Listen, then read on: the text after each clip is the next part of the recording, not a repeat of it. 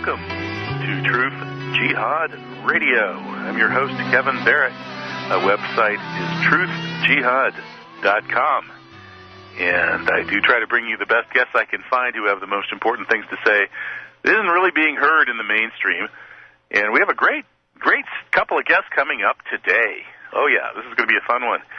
A couple of weeks ago, I had Dave McAree on. He's a journalist over at Huffington Post, and he had an article that was kind of a rant. You can get the flavor of it by its title, which was "They Want to Privatize the World." And I agreed with a lot of what he had to say, including hating bottled water. We had a good time insulting people who drink bottled water. And my son, my 14-year-old son Kareem, who's well versed in economic theory for his age and a bit of a fan of Ron Paul and other freedom movement people, said, hey, there are some good arguments for privatizing the world. You should have this guy WalterBlock on your show. WalterBlock, I've heard of him, and I just checked, and yeah, WalterBlock is pretty much the leading libertarian economist, and by libertarian I mean kind of hard libertarian, people who really do want to pretty much privatize the world. He's currently a professor and chair of economics at Loyola University, and he's got a long, long list of publications, which I won't bore you with. But basically, he's a pretty important thinker, and so it's a real privilege to welcome to the show WalterBlock. How are you doing, Walter? Oh, you're very kind to have me. Thank you. Well, it's great to have you. I ran for Congress as a libertarian in 2008. I checked, I've tried to think through these issues, and I think that the freedom movement has a lot of really important points to make, and boy, we need them now more than ever with totalitarianism on the rise. Tell me a little bit about how you came to your position on these issues. Well, I was a pinko in Brooklyn, and I went to Brooklyn College, and Ayn Rand came to lecture at Brooklyn College, and I booed and hissed her as a good leftist, liberal, progressive. Afterward, they said that there was a luncheon in her honor put on by the Ayn Rand Study Club, or whatever they were called, who had invited her. And they said, you don't have to agree. Anyone was welcome. So I came because I wanted to get her more because she favored capitalism and economic liberty, which I knew was horrible and immoral. And I stayed. I talked to them. I went to their house, Ayn Rand's house, Nathaniel Branden's house. They recommended two books to me, Atlas Shrugged and Economics in One Lesson by Henry Hazlitt. And I read those books, and I had conversations with Brandon and Rand and a few of her people. Alan Greenspan was one of them, Leonard Peikoff, the Randians, and I was pretty much converted to limited government, free enterprise economics, thanks to Ayn Rand and her people. Interesting. Well, I've made somewhat the same journey, only it's taken me a lot longer, and I don't think I've come quite as far as you have, but the same general trajectory. But Ayn Rand didn't do it for me because, I guess she's making an argument of principle, in terms of Adam Smith says that economic competition and free markets are good in their result, but he never really claimed that they were good per se. But she seems to really lionize the heroic individualism as a moral principle per se. Isn't that right? Oh, yes. I think that the view that all of us free enterprises have is that not only is it the most efficient, but it's also the most moral. And the efficient, for anyone who wants to see, we have almost laboratory experiments, North Korea versus South Korea, East Germany and West Germany, the same peoples, the same culture, the same IQ, the same entrepreneurial spirit, the same everything. And because of an act of accidental war that these two countries were split in half, and one adopted the socialist scheme and the other did not, and the socialists were on the verge of starvation. And the voting with the feet, the people were trying to get from East to West Germany and North to South Korea, not the other way around. So we see that it's much more efficient, and if you just have eyes to see, you'll know that the free enterprise system is much more efficient.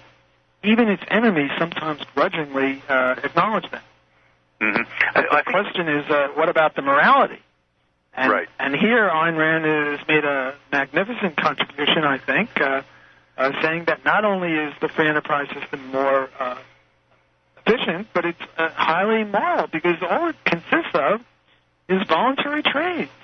Whereas when you get government into it, they operate at the point of a gun, and there's always an implicit threat going on that if you don't do what they say, pay their taxes, abide by their regulations, they're going to come get you physically. They're going to violate the libertarian non-aggression principle. So, yes, it's more efficient and it's more ethical. And I think there are a lot of good, solid arguments for that, or I obviously would never have been involved with the Libertarian Party. How does this fit into a theory of human nature? Because I guess where I differ from a lot of people who would agree with you, or at least where I argue with them, I don't know if I ultimately differ in the end too much, is that it seems to me that if you look at the evolution of human societies, let's take Kurt Vonnegut was a big influence me in my youth, probably a lot more than Ayn Rand, because I think he's a better writer, and so that's why he captured me. A good storyteller, and his take, which he borrowed from Orthodox anthropology, is that throughout most of our evolutionary history, which has made us what we are, people were tribal and had very little in the way of individual property or any kind of individualism at all, and that what makes human beings happy more than anything else is having a kind of a family, a tribal family to belong to. And historically, there have been three kinds of economies. There's the gift economy, and 99.9% of all goods and services have always flowed through the gift economy, and it's still alive today. If you raise your kid without charging your kid money for raising him, you're in the gift economy. Then there's the war or raiding economy, and that's the main kind of economy outside of your tribal group. You basically get what you can from the neighbors, from strangers, and steal it. And those are the two kinds of economies that really dominated a lot of our history, with the gift economy being the big one. And then along comes this market economy as a very, very recent development. Are you sure that our nervous systems are really ready for this? Well, I think you're making an extremely good and sophisticated point. I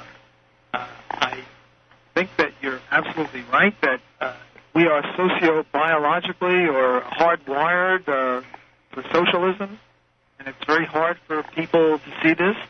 Every time I get a new freshman class in microeconomics at my school, they're imbued with this idea that we have to share, and we have to have gifts, and that making profit off of other people is highly suspect. It's not immoral. And yet every time we trade, each person gains in expected profits. If I trade you, $10 for your T-shirt, it must mean that I value your T-shirt more than the $10, and it must mean that you value my $10 more than your T-shirt. So we both profit off of each other. We both exploit each other.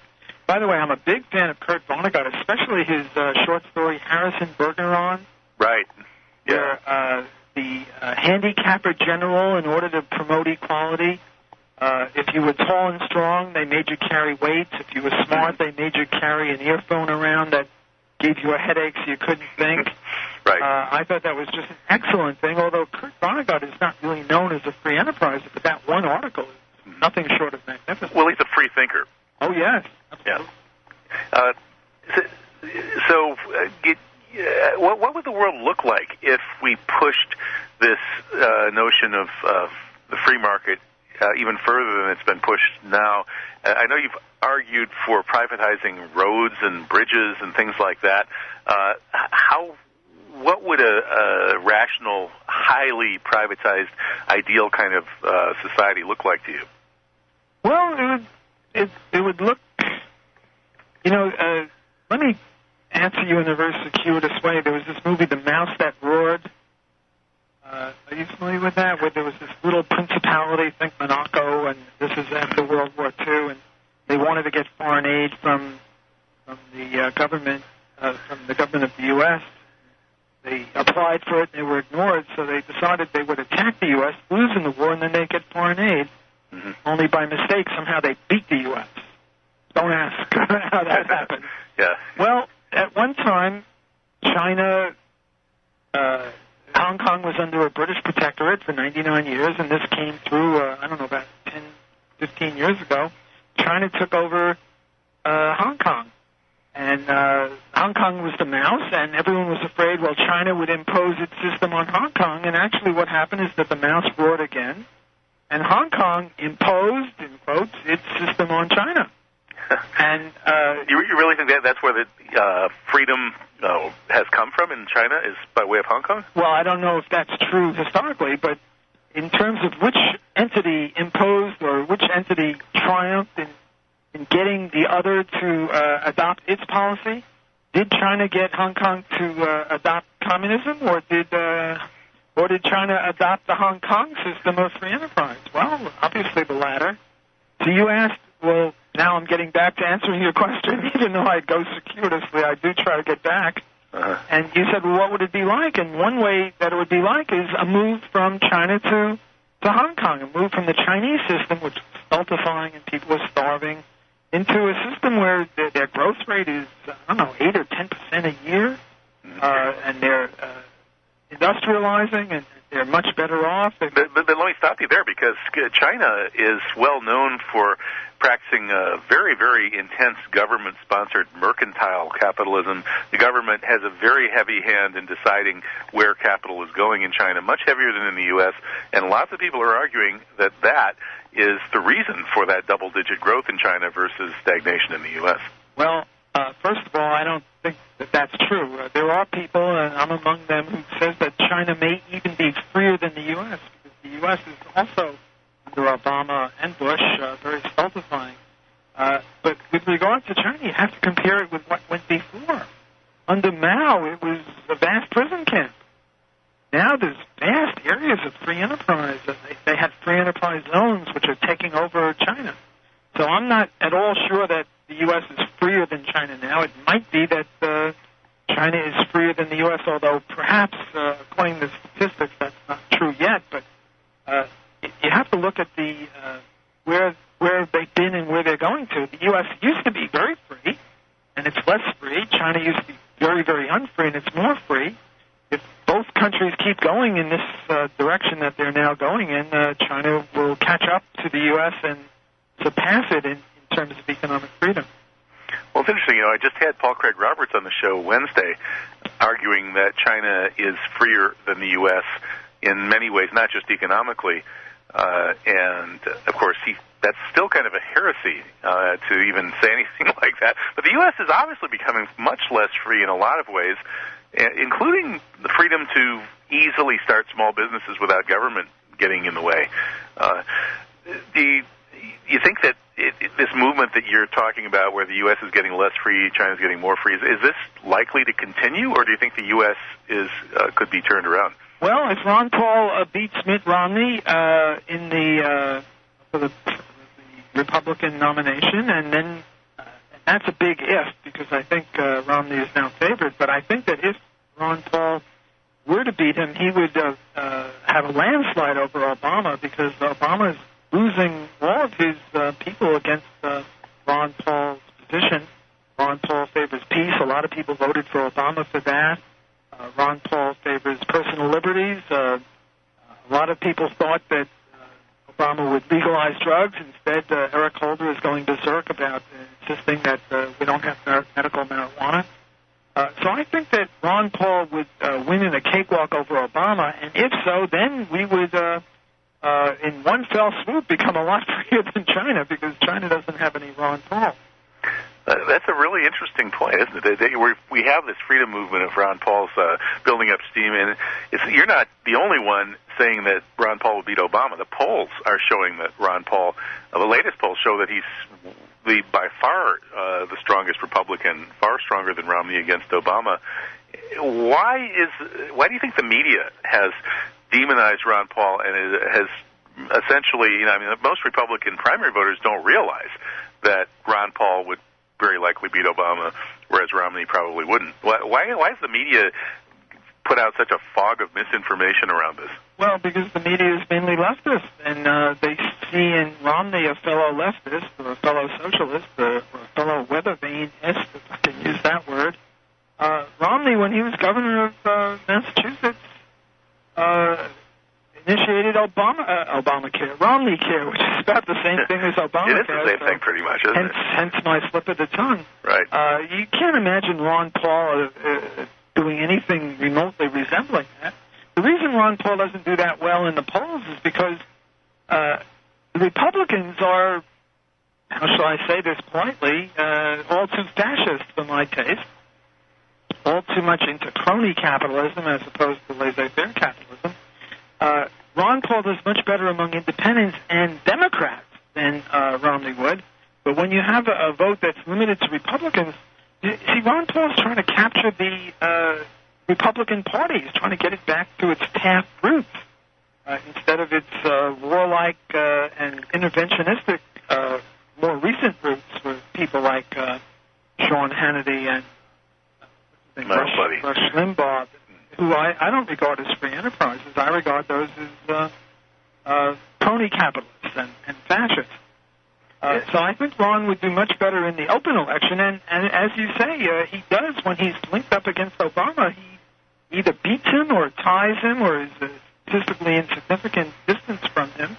The problem is that getting the Republican nomination. And you still think that's a possibility? I know that he's got a lot of delegates through these caucuses and these other processes. So, well, we'll keep our fingers crossed, and we'll be back in a moment. I'm Kevin Barrett. I'm talking with Walter Block. He's a leading libertarian economic theorist, and we'll be right back.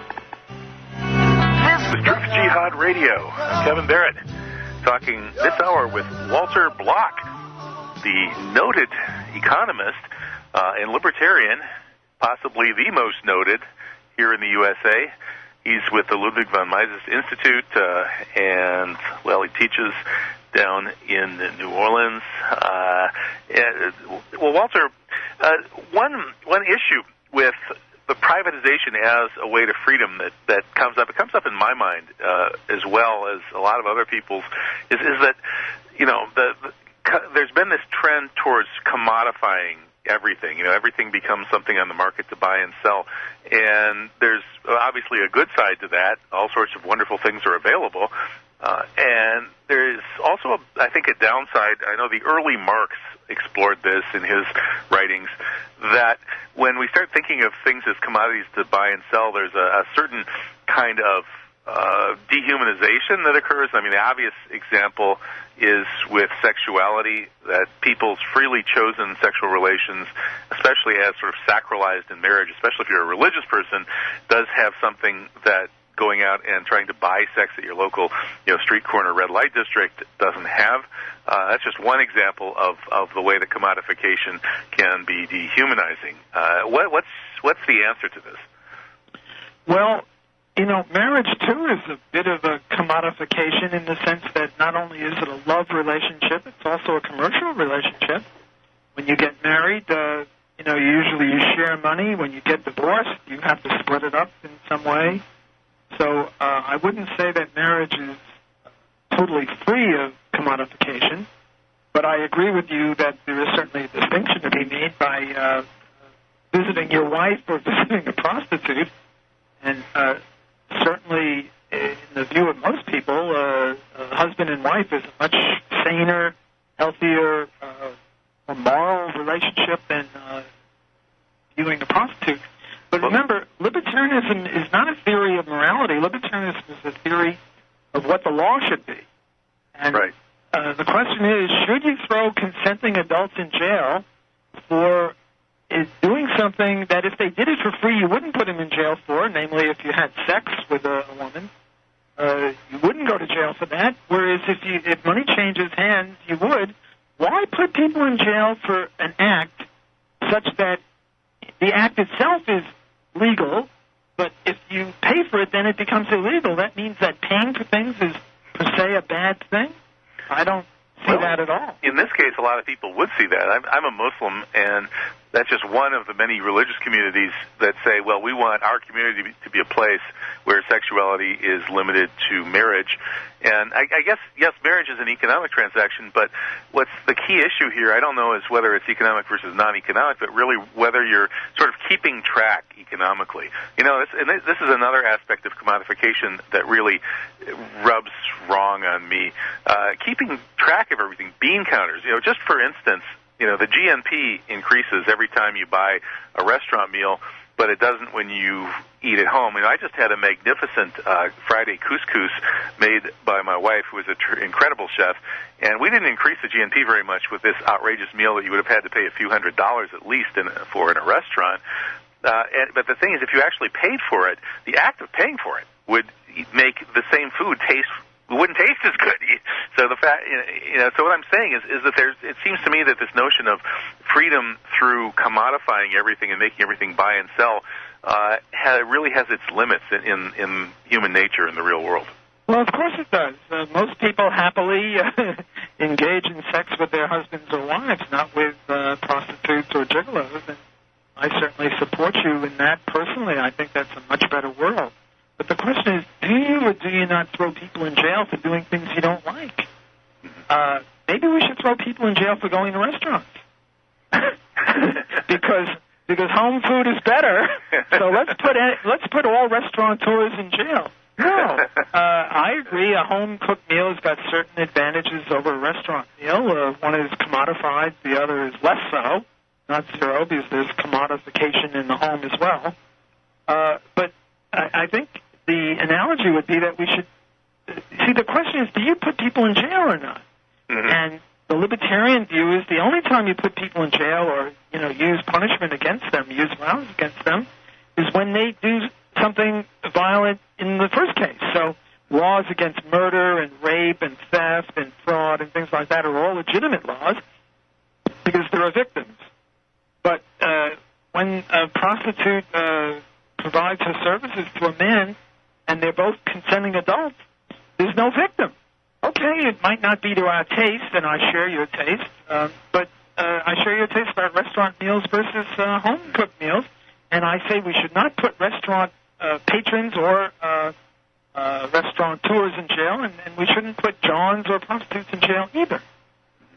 And I think that's a noble ideal. I'm not entirely convinced that human nature is entirely ready for that. Just that although I share your aversion to jails, but it seems to me that human nature has very, very strong, all sorts of conflicting impulses. And in order for people not to indulge in their lower impulses, there has to be a very kind of a strong counter impulse. Like honestly, if I didn't get married till 35 because why buy a cow if you can get the milk for free? And I came to Islam and marriage roughly at the same time because here's a system in which marriage actually means something. It seems to me society, if you really truly take away any kind of punishment for people indulging themselves in a very selfish way, is likely to fall apart pretty fast, isn't it?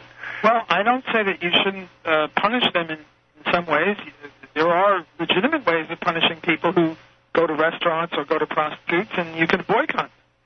But libertarianism is not concerned with boycotting, and it's not concerned with niceness, and it's not concerned with, promoting civilization, although I think it will promote civilization. It's very narrow focused the way I understand it, and it asks only one question. Under what conditions is violence, the initiation of violence, or the use of violence justified? And it gives only one answer. In response to or retaliation against or defense against prior uses of violence. Okay, so... makes sense to me. Look, I think other institutions in our society besides the penal institutions have a role to play in reducing or eradicating prostitution. Churches, moralists, people who talk about the evils of prostitution. Look, I have a daughter. She's 31 years old. I don't want to be a prostitute. My God. That would be horrible. My wife would, I'm sure, share my views. We never discussed this, but I'm sure she agrees with me. But the issue is not whether we want our daughters to become prostitutes or whether I want my daughter to become a prostitute. Certainly not. The question is, suppose she decides to do that. Do I want some thug with a blue suit and a badge to put her in jail for that? And I absolutely, adamantly do not, because she hasn't initiated any violence against anyone. She hasn't violated anyone's rights if she were to become a prostitute. And to me, to put her in jail for that is despicable. And yet, we do that. And in terms of human nature, I'm not really sure about human nature. I'm not a biologist, but, you know, prostitution, they say, is the oldest profession or second oldest profession. I'm not sure about that, but people use prostitutes in many cases, and in many countries, including the U.S., in Nevada, it's legal. And, again, I wouldn't want my daughter to go to Nevada to become a prostitute there. But if she were a prostitute elsewhere, she would be possibly victimized by going to jail, and I think that's very unjust and very unfair. And even though it would reduce prostitution to some degree, I don't care about that. It's just unjust. Mm-hmm. Yeah, why do you think the U.S., which has a relatively high degree of economic liberty, or at least traditionally has, now leads the world in locking people up in prisons? Is there some kind of paradox there, or is it possible that you could have kind of a relatively free market capitalist society that also had a big-time prison industrial complex?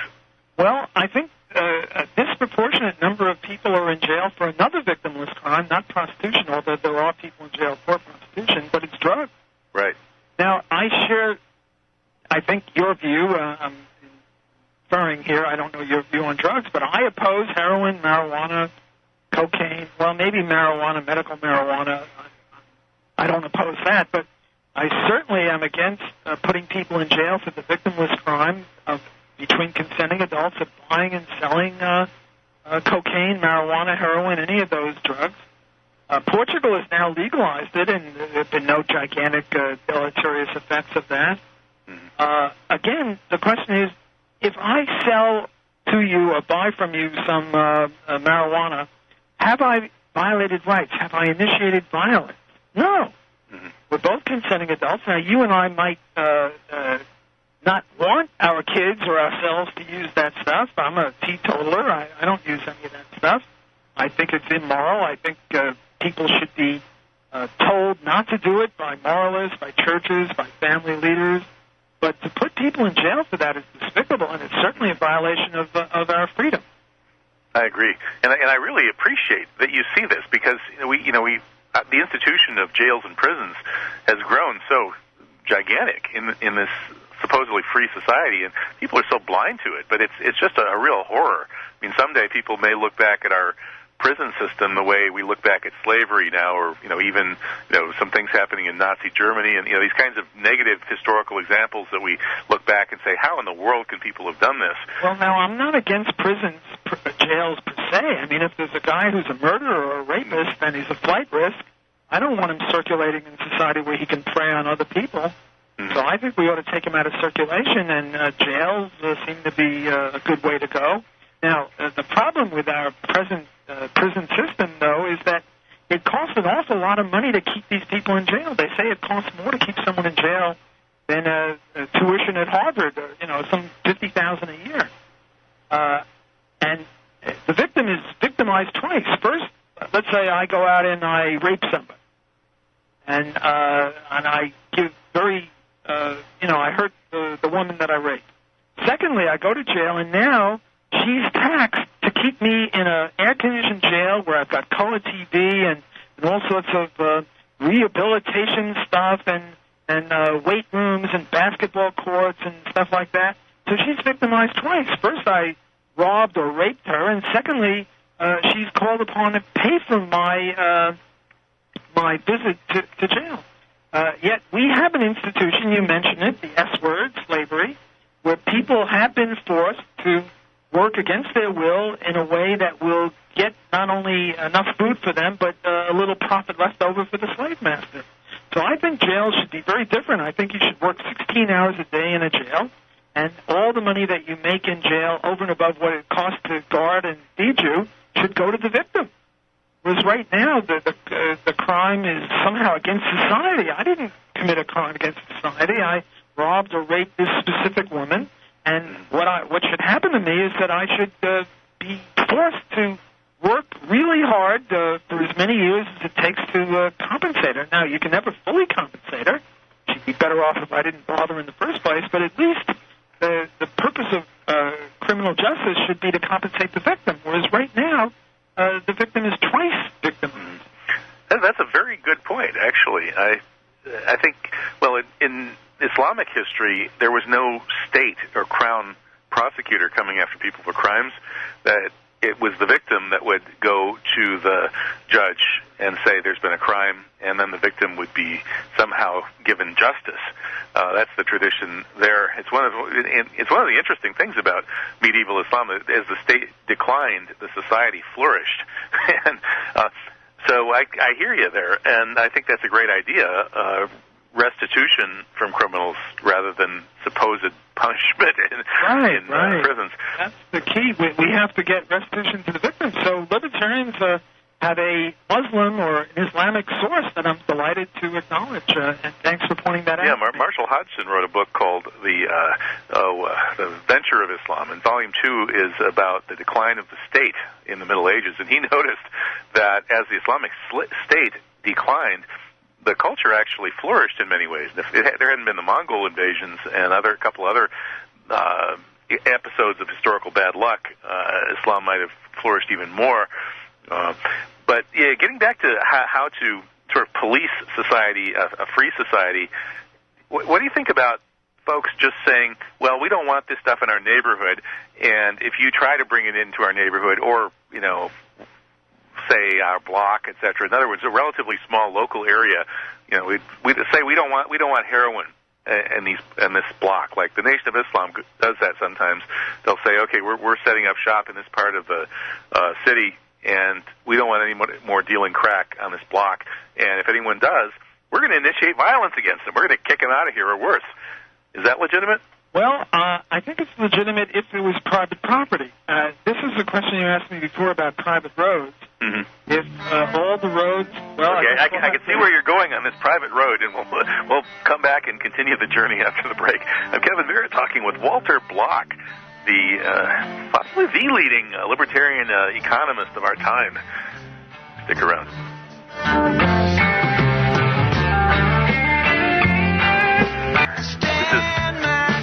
Jihad Radio, right here on the Voice of Freedom, American Freedom Radio.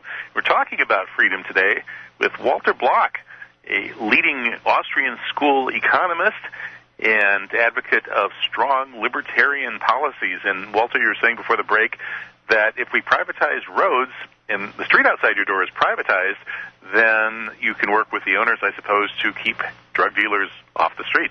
Yes, I think there are two main reasons why we would want to privatize roads. One is that if they were privatized, then the Muslim group or the Baptist group or whatever group it was own not only the whole block, but, let's say 10 square blocks with all the roads in there, sort of like a Disney World. Look, interesting. If Disney World says no heroin there and you bring in heroin, then you're violating the contract. You're trespassing. And I guess Mickey and Goofy would come deal with you pretty quickly, wouldn't they? Yes, they would, and they would be justified in stopping you by using physical violence because you're violating their rights. I hate to say it, Walter, but something like I actually. Back in my misspent youth, I remember sharing a marijuana cigarette on the Matterhorn ride or whatever, the roller coaster at Disney World, and having them stop the roller coaster and Mickey and Goofy coming and dragging us off. So, perfect illustration. Mickey and Goofy were absolutely in the right, and you were absolutely in the wrong. And I admit that. Look, if you come to my house, you have to wear a propeller beanie, and you have to flap your arms, make like you're a bird. It's my house. My home is my castle, and you sounds can't. Sounds like fun. I want to come to your next party. and you can't use marijuana, and if you do or you don't wear a propeller beanie, I can kick you out and use violence against you. That sounds good. I mean, I like your rules. So, absolutely, if the Muslims or the Christians or the Jews or whoever it is want to ban prostitution or pornography or drugs or whatever they want to ban or compel whatever they want to compel, they have an absolute right to do it. It's their private property. Now, isn't there a practical problem, though, with if the road is private, and what if you don't agree with the people who own the road? I'm not saying that, just in the case of, say, all the Muslims buying up an area or something, the people who aren't Muslim would have a hard time. But just in general, wouldn't there be quarrels among the various interests about the policies that the road would be ruled by? Yes, indeed. There would be problems if you de novo impose private property on what used to be public property. But imagine we started de novo where we had all private property. Then the Muslims would say, okay, this is Avenue M for Muslim, and on our avenue you must do this and you can't eat pork, right? You're not allowed to eat pork, Muslims? Right, and you fast during Ramadan, no eating during daylight during Ramadan. Okay, right, and everyone has to... you advertise that you're not going to commit fraud, you're not going to get people to build a house there, and then you're going to pull it on them, because that would be a problem on your part. Can I be heard okay? There's some sort of echo that I hear. Well, I can hear you okay. I'm sure the listeners can, too. Okay, good. So if you set up the Muslim road and you say you can't eat pork and you have to respect Ramadan, and anyone who wants to come here comes there, whether they're Muslim or not, but has to respect those criteria, then people will sort themselves out and there'll be no quarrel. Now, the other reason for privatizing roads has got nothing to do with this. It's the fact that right now on our highways in the U.S., almost 40,000 people a year die on. How would privatizing change that? Well, privatizing would change that because we know from economics that when you have competition, you get a better product. This is why there's no problem with the shoelace industry. Because if you made lousy shoelaces that broke on the first time you try to tie them, you lose money to me, and I'm a better shoelace maker. And if you didn't change the error of your ways, you would go broke as a shoelace manufacturer. That's why we have pretty good shoelaces. That's why there's no shoelace crisis or spoon crisis or, T-shirt crisis or whatever. Whereas if you're a government entity and you screw up, you don't automatically lose money. And if you do lose money, they just give you more money. You don't go broke. Look at the Post Office, look at the Motor Vehicle Bureau, look at the Food and Drug Administration, which approved of thalidomide. Look at the Army Corps of Engineers and FEMA, which together killed 1,900 people in the New Orleans area. You don't automatically go broke. Look at the SEC that didn't ward off all sorts of problems with banking. They don't go broke. They're still in business. So if we learn anything from Henry Hazlitt, one of my favorite economists, or Ludwig von Mises, it's that competition, private enterprise, will give you a better product than a monopoly, a government monopoly, where they're above the fray, and no matter how bad a job they do, they can't go broke. Well, right now, the rules of the road are set up by Washington, D.C., and maybe the rules of the road aren't the rules that will minimize deaths. For example, right now, they have, on the highways, they have a minimum speed of 40 and a maximum speed of 70, and they don't uphold that law because you can do 75 or 76, and they're not going to give you a ticket, which undermines respect for law and order. Maybe it's not speed. Maybe it's variance. Maybe it's the fact that there are people who sit in the left lane and do 65 miles in the 70 zone and make everyone twist around them to get ahead of them. Maybe that's the cause of it. And maybe if your road, say, had an 80-mile-an-hour speed limit in the left lane and a 70 in the middle and a 60 in the right-hand lane, that would save lives. I don't know that it would, but I speculate that maybe it would. But the point is that right now, there's only one rules of the road, and it comes from Washington, D.C., and how do they know that they've got the right rules of the road that will minimize deaths? Whereas if we had competition and you had one set of rules and I had a little different set of rules, and Mr. Jones over there who has another road had a third set of rules, and Now, let's say Mr. Jones's rules were the best. Interesting. Well, then you and I might be tempted to adopt his rules, and if we didn't, we'd lose customers, and Jones would take over our basis of operation, just like computers took over typewriters.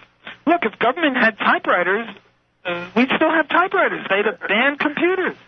You know, I think there's a lot of truth to what you're saying, but I'm not sure it's a complete and absolute universal truth. I mean, if you look at the rules of the road and just the way people drive culturally, there's a lot of variation, and it sure doesn't seem very rational to me. I mean, I've driven in places like Morocco and Guatemala, two of the worst places in the world in terms of safety, as well as Europe, where people, you know, on the Autobahn and places like that, you know, going like 100 miles an hour.